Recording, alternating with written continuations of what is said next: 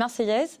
Et j'adore ma ville et je suis assez contente de retrouver des copains d'enfance, du réseau actuel, des cités Faber, voilà, Alex, Rodolphe, Julie et d'autres qui sont là, Stéphane, et donc de dire que déjà ce lieu, vous vous l'êtes approprié en partie et je suis ravie de recevoir les Transformers dans leur globalité ou pas, enfin je ne sais pas combien vous êtes, mais en tout cas ça faisait vraiment beaucoup de sens pour moi que de vous recevoir.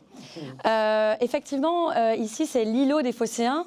On est copropriétaire avec Stéphane Pérez, Upside, Emmanuel Dujardin, Rougerie Tangram, qui est le fondateur de Cité Fab, et Puzzle Marseille Cité Fab, qui est juste au-dessus. Donc c'est un îlot dédié à l'immobilier, à la fabrique de la ville, en fait, au sens large.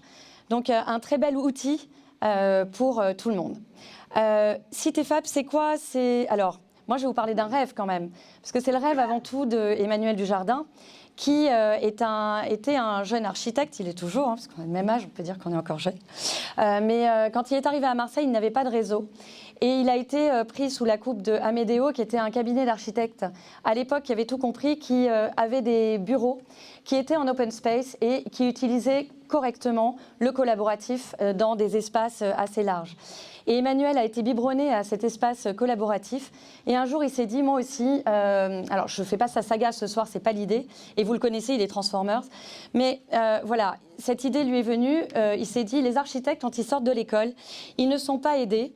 Ils ne savent pas comment faire de réseau, on ne leur apprend pas. Donc moi, au départ, c'est d'aider ces jeunes architectes. Quand je suis arrivée, il m'a parlé de ce rêve. C'était 6 mois après la fondation de Cité Fab. Et j'ai dit, allez, banco. J'arrive, je prends ton rêve en main et moi j'ai envie qu'on le transforme. Donc Transformers, ça me parle parce que oui, j'avais envie de transformer son rêve. C'est-à-dire que non pas uniquement aider les architectes, mais trouver un écosystème qui soit vraiment dans le collaboratif, qui s'entraide et qu'on travaille réellement main dans la main pour la fabrique de la ville. La fabrique de la ville au sens large, c'est-à-dire qu'on a un territoire, il ne faut pas oublier qu'on travaille tous pour nous, on est usagers avant tout.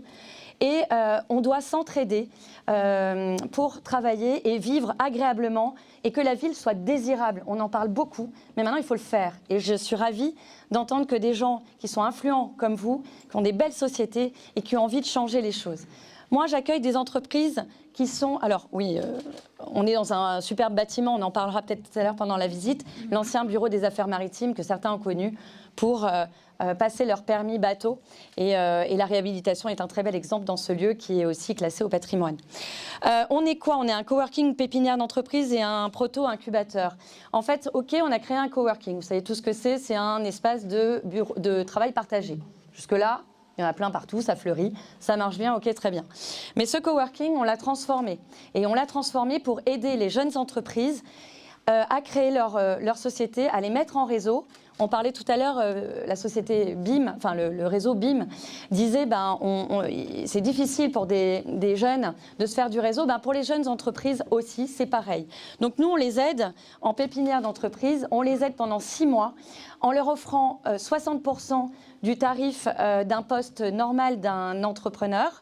Donc on les aide financièrement et on les aide à accélérer leur business dans un écosystème qui est dédié uniquement à la fabrique de la ville.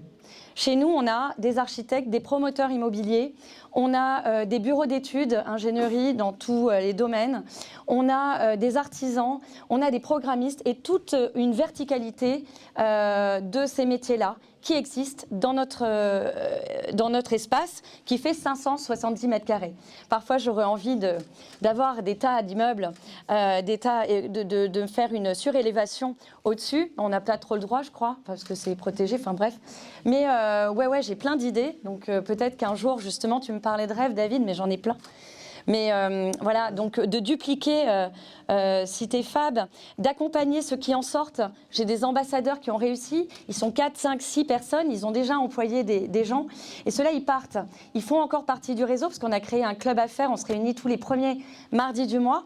Et ces gens-là, j'aurais bien aimé qu'ils soient encore à proximité, mais en même temps, je suis ravie qu'ils restent sur le territoire. Parce que, par exemple, Provence Promotion vient nous chercher pour qu'on soit un lieu de transition d'entreprises, de salariés qui viennent au niveau national pour faire leur réseau sur le territoire. Et on est une plaque tournante essentielle pour après que ces gens-là restent sur notre territoire et créent de l'emploi. Donc on est vraiment une plaque tournante à ce niveau-là. On a 80 sociétés qui sont... Alors du coup j'avais fait un... Bon, c'est pas grave, tu peux faire tourner, mais enfin je m'adapte pas vraiment... c'est des beaux endroits, vous verrez les images, mais voilà. Donc on a 80 sociétés membres aujourd'hui, puisque donc une soixantaine d'entreprises qui sont chez CitéFab et 80 sociétés en tout, des partenaires industriels, des prescripteurs. Hein.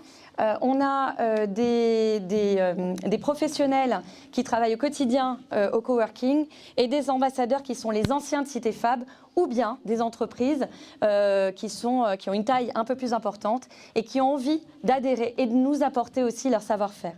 Donc on a des événements au quotidien, donc je l'ai dit, un accélérateur, développeur. On fait des événements chaque mois et du coup on parle de la ville de demain. Et j'ai des tas d'experts qui viennent nous voir. Donc je vous invite à participer à ces tables rondes, à ces rencontres sur des thèmes qui sont comme le réemploi. Prochainement, on aura le ZAN. J'ai encore un rêve, c'est qu'ici, on fasse que les gens, petites entreprises, grandes entreprises, puissent se rencontrer sans langue de bois. Parler, là je vous parle de ces petits rêves, vous parlez d'autres rêves, mais que tous ces rêves se mélangent, qu'on ait tous dans cette échelle-là une clé de ces projets. Et mes entrepreneurs sont hyper agiles, sont très flexibles et du coup, si vous avez besoin de compétences, venez les chercher dans ce vivier qui est CitéFab. Ensuite... Bon, j'arrête pas de parler, mais... Et voilà, et donc, moi, j'aurais aussi besoin de parrains, éventuellement, pour accompagner et surtout parler, parce qu'en tant qu'entrepreneur, il y a beaucoup d'ascension émotionnelle. Je vous compare à des sportifs. Et bientôt, d'ailleurs, on va faire une rencontre sur la préparation mentale des sportifs versus les entrepreneurs. Ça va être en mai. Enfin, je vous enverrai les newsletters de tous ces événements que nous faisons. Et puis, David, tu me demandais ce qu'on pourrait faire ensemble. Moi aussi, c'est du parrainage, du mentoring. Mais surtout, venez à nos événements pour qu'on fabrique la ville de demain ensemble. Et ça, c'est très important.